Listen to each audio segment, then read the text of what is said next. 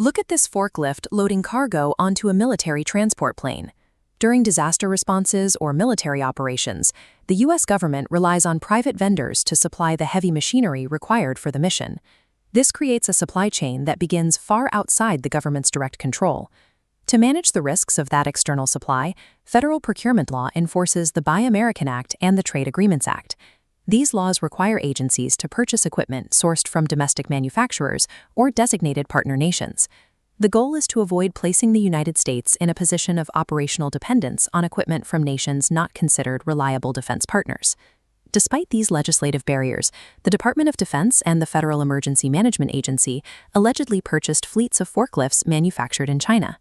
These transactions are now the subject of an active federal indictment, case number 125-CR-00251. The following narrative is based on the allegations in that case. Every defendant is presumed innocent, and the conduct has not been proven in court. According to the indictment, bypassing national security procurement laws did not involve physical smuggling, but rather the systematic exploitation of the administrative processes used to verify equipment origins. The alleged scheme was centered at an address on Lima Street in Denver, Colorado. Two companies operated from this location, Endless Sales and Octane Forklifts.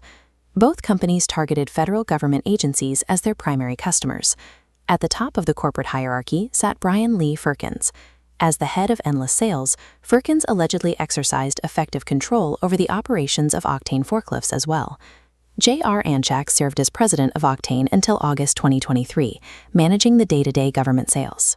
He was succeeded by Jeffrey Blasdell, a former salesperson who took over as president and inherited the management of the government contracts.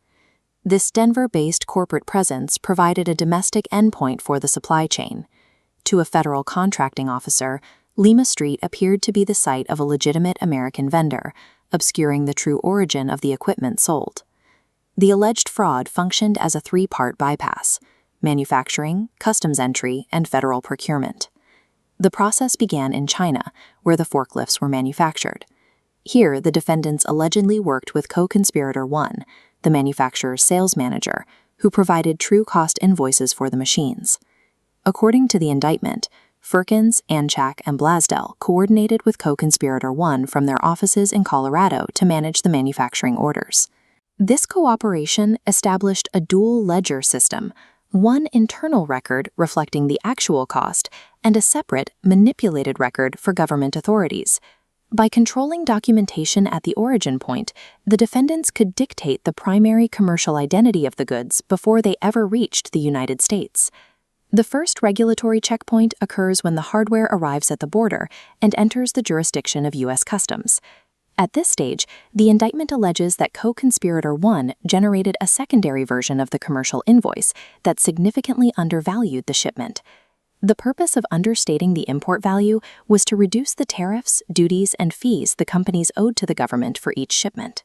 Prosecutors alleged this mechanism defrauded the United States of more than $1 million in unpaid import duties.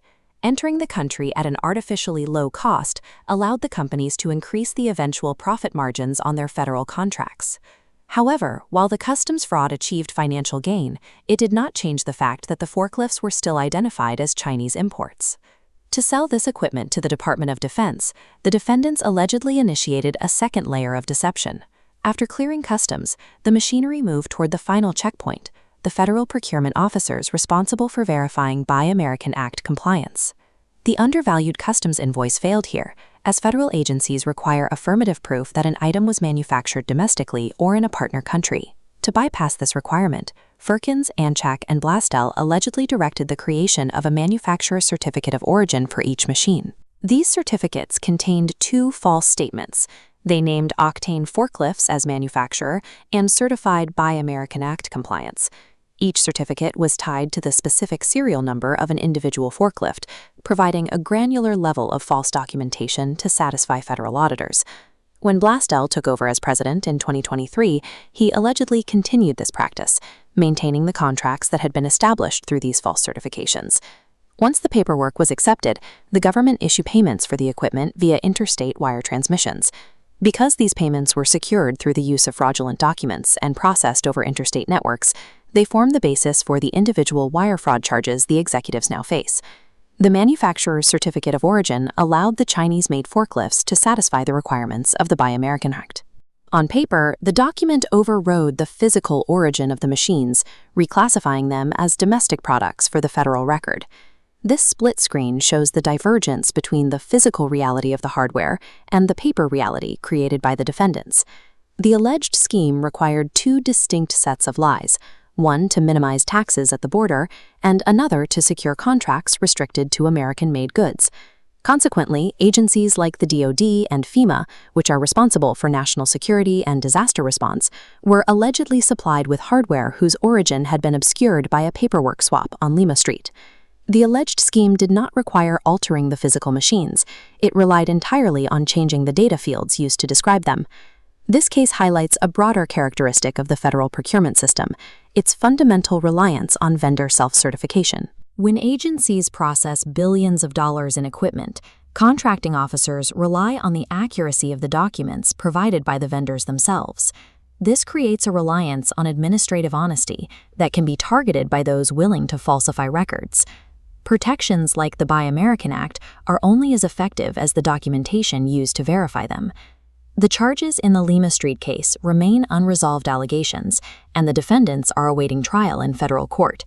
However, the case demonstrates that in modern logistics, the ability to control the administrative record is equivalent to controlling the origin of the equipment itself.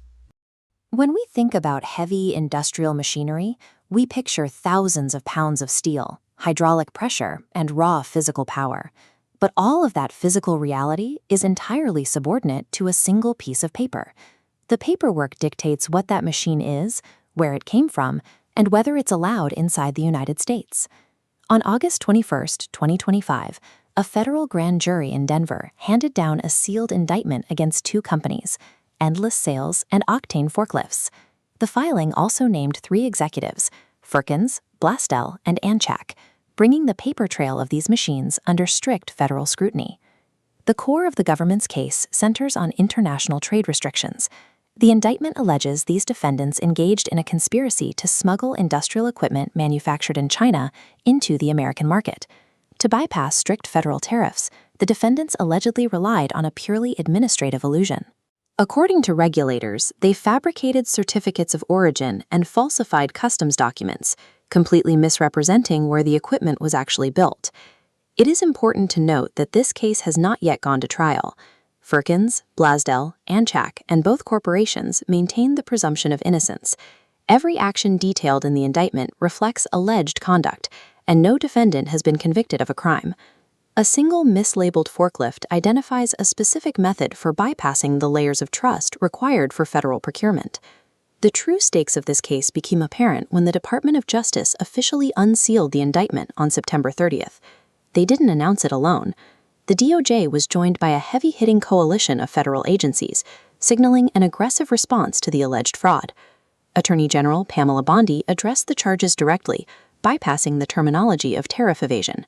Instead, she framed the alleged actions as an attack on economic and national security, stating the government will hold anyone accountable who prioritizes illegal profit over the country's interests. The Department of Homeland Security weighed in as well. Inspector General Joseph Kafari characterized the alleged scheme as highly reprehensible, pointing specifically to the misuse of federal funds intended for disaster recovery. The U.S. Army's Criminal Investigation Division took an even sharper stance. They stated that the alleged conduct, if proven true, demonstrated a complete disregard for the law and the safety of the U.S. military. The simultaneous aggressive intervention of the DOJ, DHS, and the military indicates that the government views the alleged manipulation of these specific supply chains as a matter of national priority. The federal government responded with 21 separate counts. The indictment lays out an extensive pattern of conspiracy to commit wire fraud, individual acts of wire fraud tied to specific transactions, and entering goods into the United States through false statements. The potential legal exposure for the executives is severe. For Firkins, Anzak, and Blasdell, each individual count of wire fraud carries a maximum penalty of 20 years in federal prison, alongside a $250,000 fine. Endless Sales and Octane Forklifts face their own corporate penalties. If convicted, the companies could be hit with fines up to $500,000, or double whatever final financial gain or loss the court traces back to the scheme.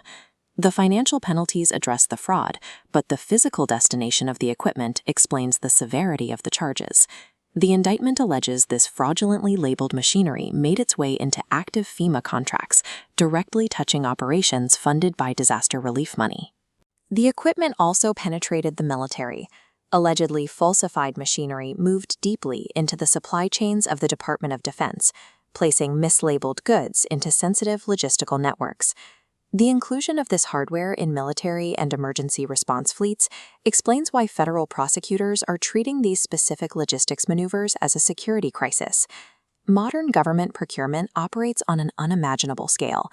Agencies process millions of items every day. It is physically impossible for inspectors to open every crate, dismantle every machine, and verify the manufacturing origin of every individual component. This diagram illustrates the trust deficit. Secure supply chains rely on paper to confirm reality. The system reads the paperwork, trusts it, and waves the item through. A fabricated document functions as an invisibility cloak, opening automated gates and masking physical reality. This is exactly how equipment from non-allied manufacturing bases allegedly bypassed Department of Defense security protocols. The physical machinery moved right past military logistics personnel because every piece of accompanying paperwork swore it belonged there. Any infrastructure that verifies the document rather than the physical object is completely defenseless against a well-fabricated invoice. The ultimate fate of Firkins, OnCheck, Blasdell, Endless Sales, and Octane forklifts will be decided by a jury or through plea negotiations. As of now, they remain unconvicted, pending trial. But the outcome of this specific trial does not change what the indictment has already revealed. The allegations serve as a proof of concept for how easily secure networks can be compromised from the outside. The $1 million in evaded tariffs represents the immediate financial loss, but the alleged mechanism behind it exposes a much larger gap in how the government verifies the equipment it buys. If you can slip heavy warehouse equipment into federal supply lines using fake certificates, that exact same mechanism can be repeated across any critical product category, allowing hardware to penetrate secure government operations completely undetected. The integrity of a nation's security infrastructure often relies on the accuracy of a single unverified certificate of origin.